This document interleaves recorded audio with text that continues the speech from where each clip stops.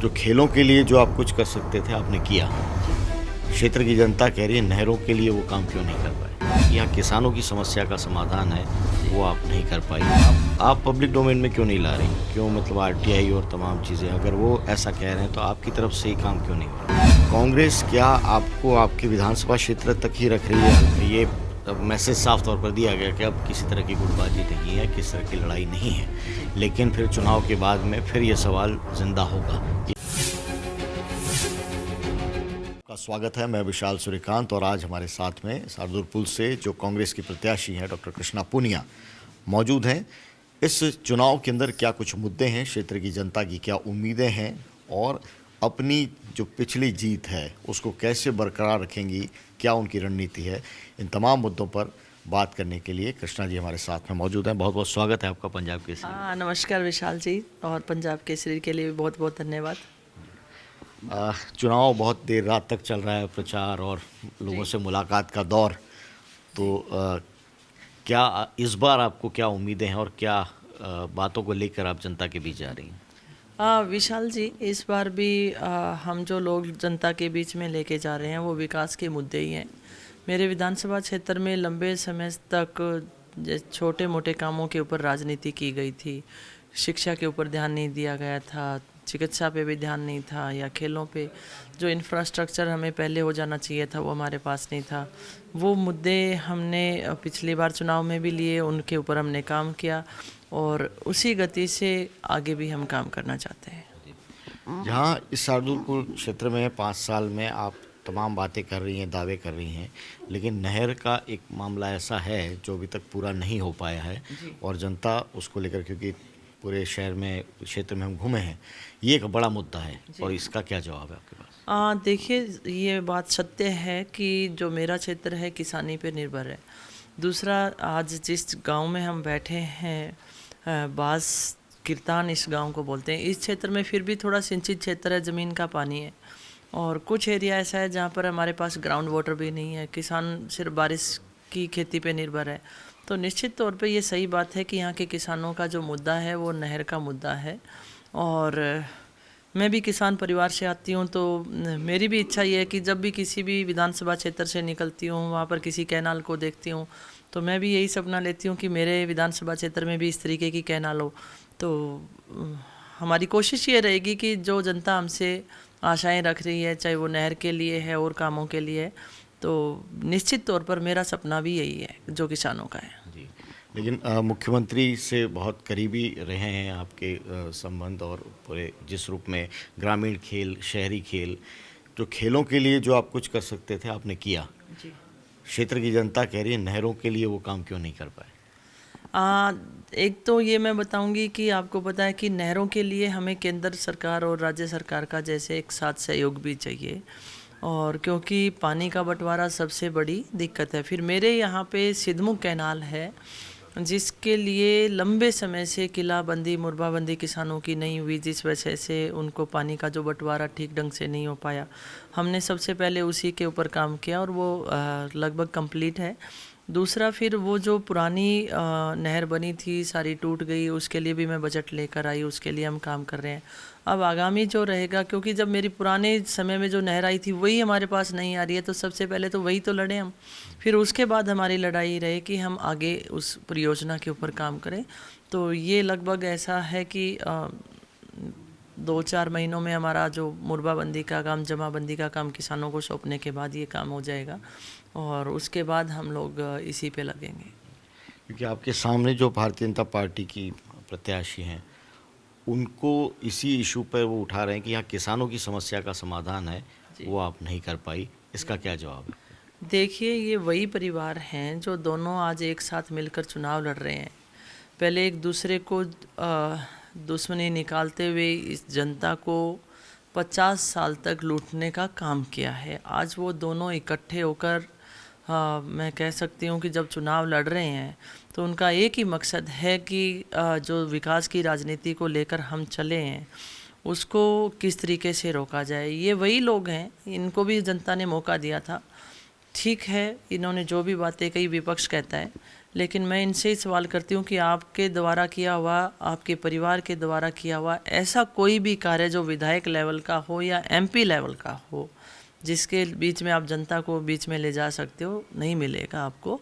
तो बात किसानों की है तो कृष्णा पूनिया ने ही सिद्धमुख कैनाल का विधानसभा में क्वेश्चन लगाए, उसके लिए आवाज़ उठाई, और जिसकी बदौलत मुझे 30 करोड़ का बजट मिला उन नहरों को, जो कैनाल निकली है उसको नया करने की। तो अब जनता के बीच में किस मुंह से जाए, तो ये इनके सामने एक बड़ा मुद्दा है। और ये कुछ भी बोलें, लेकिन सादुलपुर की जनता है वो समझ रही है कि हमने काम किया और काम के लिए हम आगे हमें चुनेंगे। जी, पूरे क्षेत्र की अगर पूरी बात करते हैं, शेखावटी के पूरे क्षेत्र की, इसमें आपका क्या आकलन है? क्योंकि आपने एक तरह से पूरा राजस्थान है वो नापा है ग्रामीण और शहरी खेलों के ज़रिए। तो आपके इस क्षेत्र को लेकर, और फिर मैं पूछूंगा कि राजस्थान को लेकर क्या आकलन है? अगर चूरू की बात की जाए तो इस बार जो हमें उम्मीद है, पिछली बार हम 4 विधायक थे और इस बार हम 6 की 6 सीटों पे हमें उम्मीद है कि हम जीत कर जाएंगे। ठीक उसी तरीके से जैसे झुंझुनू ने, सीकर ने काफ़ी हमें पीछे जो हमारी सरकार थी, हम काफ़ी एमएलए जिसमें थे, हमें वैसी उम्मीद जनता से इस बार भी है और निश्चित तौर पर हम सब लोग जीत के जाएंगे। तो मुझे यही आशा है कि राजस्थान में हम कांग्रेस की सरकार बना रहे हैं और अच्छे बहुमत से बना रहे हैं। जी, मुख्यमंत्री को लेकर सवाल है, अक्सर चर्चा में रहे हैं। हालांकि टिकटों के वितरण में ये मैसेज साफ तौर पर दिया गया कि अब किसी तरह की गुटबाजी नहीं है, किस तरह की लड़ाई नहीं है, लेकिन फिर चुनाव के बाद में फिर ये सवाल जिंदा होगा, ये आप भी जानती हैं। क्या कहेंगे? देखिए, हमेशा की तरह निर्णय जो होता है आला कमान का होता है, और कांग्रेस पार्टी ने हमेशा चुनाव के बाद निर्णय लिए हैं। तो जो भी आला कमान का निर्णय होगा निश्चित तौर पर हम उसे मान्य करेंगे और उसी के ऊपर हम जाएंगे, और ये जो निर्णय रहेगा आला कमान पे रहेगा। एक आखिरी सवाल कि राज्यों के बीच में जो मुद्दे हैं, हरियाणा, राजस्थान, आपका दोनों जगह ताल्लुक़ है, किस तरह से देखती हैं? और इस क्षेत्र के अंदर अगर इस तरह की समस्या दो राज्यों के बीच की आती है, कैसे उसको आपने अभी तक निपटा है और आगे कैसे देखती हैं? देखिए, क्योंकि मैं फर्स्ट टाइम विधायक हूँ और दोनों राज्यों के बीच में ऐसे कोई मसले हुए हों जिसमें मेरे को जाने की ज़रूरत पड़ी हो या मेरे को बुलाया गया हो, ऐसा नहीं हुआ अभी तक। और हाँ, हमारा रोटी बेटी का नाता है और हम काफ़ी राजनीति के क्लोज भी एक दूसरे के रहते हैं। अब उधर बीजेपी की सरकार रही तो वहाँ किसान वहाँ पे भी नाराज़ हैं, वहाँ पे भी लोगों को बीजेपी से असंतुष्टि है, तो वहाँ पे भी अब कांग्रेस आएगी। और फिर हम केंद्र में भी जीत के जाते हैं तो बहुत सारे मसलों को एक साल सुलझाया जा सकता है। जनता ने बीजेपी को मौका दिया था ये सारे कार्य करने के लिए।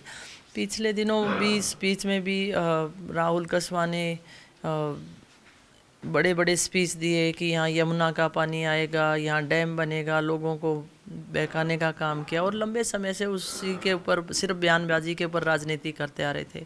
जबकि केंद्र में इनकी सत्ता थी, हरियाणा राज्य में इनकी सत्ता थी, वो बहुत अच्छे से काम हो सकता था, लेकिन नहीं हुआ। इन्होंने सिर्फ जनता को बरगलाने का काम किया। और हाँ, हरियाणा और राजस्थान की अगर कोई बात आती है तो मेरा भी फ़र्ज़ बनता है कि उसमें बीच में हम मध्यस्थता करें, उसमें हम कुछ अच्छा करें जिससे किसानों को कोई नुकसान ना हो।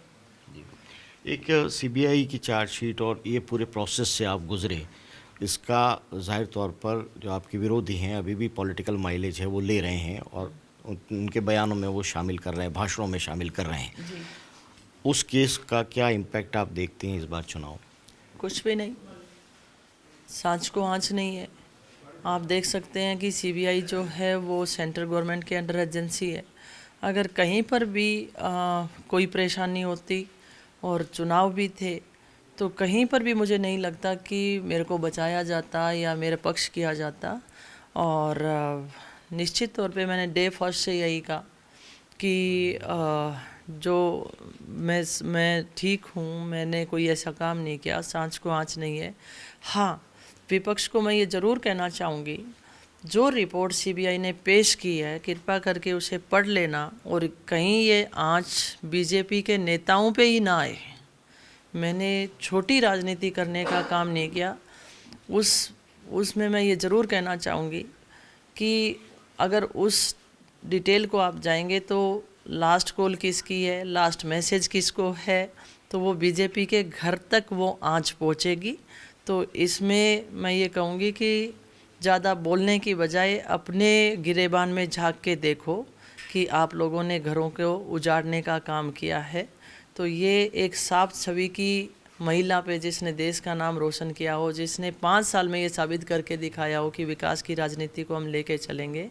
अगर आपको ये लगता है तो मैं ज़रूर जनता से कहना चाहूँगी कि ये भाषणों के माध्यम से जिस तरीके से मेरी छवि खराब करने पे लगे हुए हैं, और अगर आरटीआई के ज़रिए भी आप उस रिपोर्ट को मांगेंगे तब पता चलेगा कि इसमें बीजेपी के नेताओं के भी नाम लिए गए हैं। ये आप पब्लिक डोमेन में क्यों नहीं ला रही? क्यों, मतलब आरटीआई और तमाम चीज़ें, अगर वो ऐसा कह रहे हैं तो आपकी तरफ से ये काम क्यों नहीं हो रहा? मैंने छोटी राजनीति करना मैं नहीं चाहती। मैं नहीं चाहती कि मेरे विधानसभा क्षेत्र के लोग हैं वो मुद्दों से भटकें। मैं नहीं चाहती कि लंबे समय से राजगढ़ को जिस तरीके से क्राइम का गढ़ बना दिया गया और उसको चूरू ज़िले में केंद्रित करके राजनीति की गई। हम हमारे राजगढ़ जो ब्लॉक है इसको इन चीज़ों से उबार कर हम खेल के क्षेत्र से आप देखते हैं तो हम सकारात्मक नज़रिए के लोग होते हैं, तो सकारात्मक नज़रिए से हम लोग इसमें आगे जाना चाहते हैं। हाँ, मैं कमज़ोर नहीं हूँ और मैं ये कहूँगी मैं नीडर हूँ। मुझे ज़रूरत लगी कि इस तरीके की करने की ज़रूरत है और इन लोगों को ये दिखाने की औकात दिखाने की ज़रूरत है, तो वो समय आएगा तो वो भी दिखा देंगे। एक तरह से यूथ आइकन रही है, मेडल आपने जीता है भारत के लिए, लेकिन कांग्रेस क्या आपको आपके विधानसभा क्षेत्र तक ही रख रही है? हालांकि जब मौका मिला तो आपने पूरे राजस्थान के अंदर खेलों का अलग जगाया, तो क्या और इस कॉन्स्टिट्यूंसी के अलावा भी कहीं आपका प्रचार का कोई प्लान है या कांग्रेस पार्टी आपको देख रही है उस रूप में? देखिए, कंपेनिंग कमेटी में कांग्रेस पार्टी ने मुझे रखा है। हाँ, कई बार डिमांड लोकल प्रत्याशी की भी रहती हैं कि आप किसको बुलाना चाहते हैं, किसके, ये भी रहता है। पर कंपेनिंग कमेटी का मतलब यही है कि पार्टी ने मेरे को कंपेनिंग का हिस्सा रखा है, तो पार्टी मेरे को राजस्थान में कहीं पे भी भेज सकती है, इसीलिए मुझे उसमें रखा गया। इस बार जीत का क्या आपका दावा है और क्या फॉर्मूला? एक ही फॉर्मूला है। सादलपुर बहुत लंबे समय से भाई भतीजावाद, जातिवाद, गोत्रवाद की राजनीति पे बहुत कुछ खोने का काम किया है, और पिछले चुनाव में पूरे विधानसभा क्षेत्र के लोगों ने मुझे एक ऐतिहासिक जीत के साथ विधायक बनाया था, और विकास के नाम पे। और आज भी मैं यही कह सकती हूँ कि जितने हमारे कार्य हुए हैं उससे जनता खुश है, जनता साथ दे रही है, और वो चाहती है कि इसी तरीके से विकास की राजनीति को किया जाए, छत्तीस बिरादरी को साथ लेकर। जो भाईचारा ख़त्म करने का काम बीजेपी के नेताओं द्वारा किया गया था उसको हमने जोड़ने का काम किया है। तो उन्हीं मुद्दों के ऊपर जाते हुए हम किसानों की, युवाओं की, महिलाओं की, उन सब मुद्दों को साथ लेकर चलेंगे और आगे बढ़ेंगे। बहुत बहुत शुक्रिया पंजाब केसरी से बात करने के लिए। तो कृष्णा पूनिया, उनके चुनावी मुद्दे क्या हैं, चुनाव का कैंपेन किस रूप में चल रहा है, ये तमाम विस्तार से उन्होंने बात बताई। जो आरोप की बात है उस पर भी उन्होंने अपना स्पष्टीकरण दिया है। चुनावी राजनीति में हार और जीत किसकी होती है ये तो वक्त तय करेगा, लेकिन यहाँ कृष्णा पूनिया वो डटी हुई हैं, मेहनत कर रही हैं लगातार। क्या नतीजा होगा ये शार्दुलपुर की जनता है वो तय करेगी और राजस्थान उसको देखेगा। बहुत बहुत शुक्रिया एक बार फिर हमसे जुड़ने के लिए। धन्यवाद विशाल जी। सहयोगी दीपक और हरिनाम के साथ विशाल सूर्यकांत, पंजाब केसरी के लिए शार्दुलपुर विधानसभा सीट से।